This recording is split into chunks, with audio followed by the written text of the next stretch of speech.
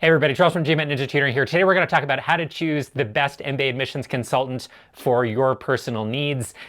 Now this video is going to be a little bit sensitive in some ways. I'm going to call out some bad behavior that I've seen from admissions consultants over the years. Unfortunately, a pretty significant number of our students over the years have been screwed by consultants that really weren't the right fit for them. We want to make sure that does not happen to you. Now, we've been tutoring at GMAT Ninja, GMAT, GRE since 2001, offering some admissions consulting since 2008. I'm not here to try to sell you those admissions consulting services. I just want to make sure that you have a good framework for figuring out who you should hire, what to look for to meet your needs the best. All right, I'm going to start with something that's a little bit superficial, but it's really important. Some admissions consultants work pretty much only off of packages. You pay a certain price for a certain number of schools, you pay that up front, and all of your needs through the process are going to get met. Some consultants are happy to work hourly, some work exclusively hourly, and that just means you can buy as much or as little as you want along the way. That's fairly uncommon in admissions consulting. It does exist. All right. Obviously, it's really important for you to be aware of which one of those is going to fit you best. If you know that you need tons of hand-holding, maybe you're not a very strong writer, not a very confident one. Maybe you're not very aware of how to market yourself to schools. Package is probably going to be your best bet. If you know you're a great writer, if you already feel like you have a great sense of how to write a good essay, you just want some fine-tuning, look for somebody who's happy to do hourly. Now, part of why I bring this up right at the beginning, most consulting firms are going to try to sell you a package up front. That's not necessarily nefarious. Just be aware that when you have those free consultations that many consulting firms offer, the ones who are a little bit unscrupulous are going to do anything they can to sell you that package. Again, most admissions consultants, wonderful people, not going to try to sell you something you don't need. The not so good ones are going to tell you anything that you might want to hear so that you swipe your card on that big package. Now, with that in mind, I want you to be super, super conscious of being over flattered. Beware of the sunshine coming from MBA admissions consultants when you first talk to them. So one of my favorite stories, I had a friend, actually, it wasn't even one of our students, a friend who applied in round 3. He had a low GMAT score, he had a low GPA from a non-elite school. He had never worked for a company that you've ever heard of, had worked for a few small startups, hadn't had a lot of advancement, very mediocre profile, amazing guy. Applying in 3rd round, an admissions consultant told him, and by the way, this was a white American guy, so nothing that stood out, no diversity cards to play, nothing amazing in his profile. Great human, not a great applicant. Calls an admissions consultant, February, March, says, can I apply to Harvard in round 3, back when they had a round 3 at Harvard? And the admissions consultant said, oh yeah, you're a great candidate. He was dead on arrival. This is the sort of thing that happens. Not going to name names here, but plenty of admissions consultants will do that to help pad their roster of clients. So if somebody's saying, yes, yes, yes, you're an amazing candidate for Harvard or Stanford, might be true, maybe you're amazing, I hope you are. For most people, it is really hard to get in those top schools. So if you speak to a few different admissions consultants and one of them says to you, yeah, wait a minute, your GMAT score is kind of shaky, I don't know about this GPA over here, starts to pick on the weaknesses, you've got somebody who's probably going to be the best fit for you. You want them focused on your weaknesses in part in those initial conversations and focus on how to overcome them. If they're just feeding you great lines about how amazing you are, be really, really careful. That might be somebody who's trying to sell you something. All right. Second thing I want you to watch out for. I want you to ask your admissions consultants, how many clients do you take on? Again, most admissions consultants out there are wonderful about this. They're going to keep their client load reasonable so they can focus on you.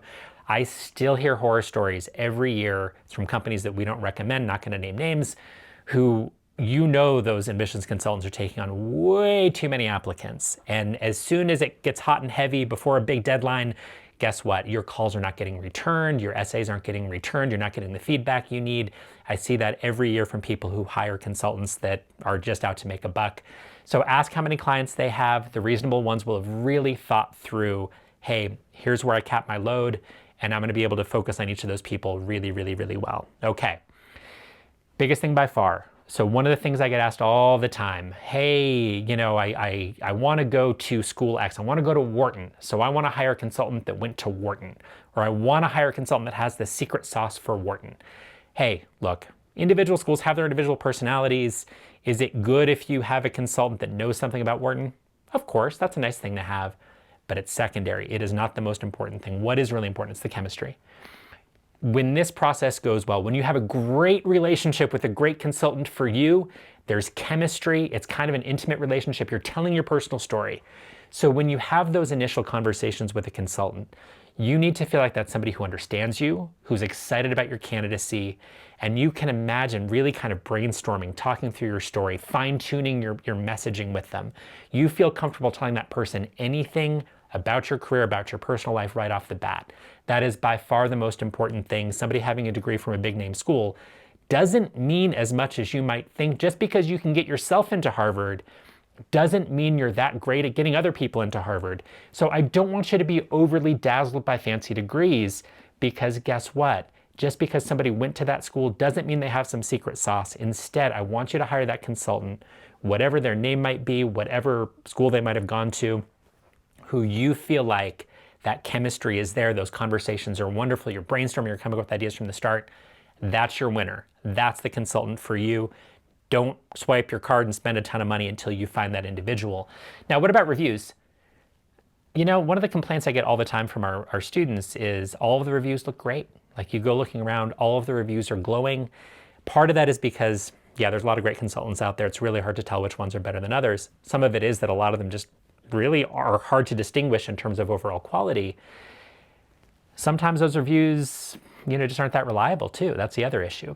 So yeah, you want a consultant with good reviews, but I'd rather see you work with a consultant where you have an amazing conversation and amazing ideas are flying out of that first conversation right out of the gate.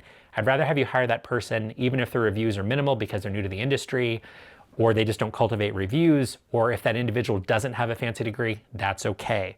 Look for chemistry. That's what matters most. That's what's going to produce the best application you possibly can.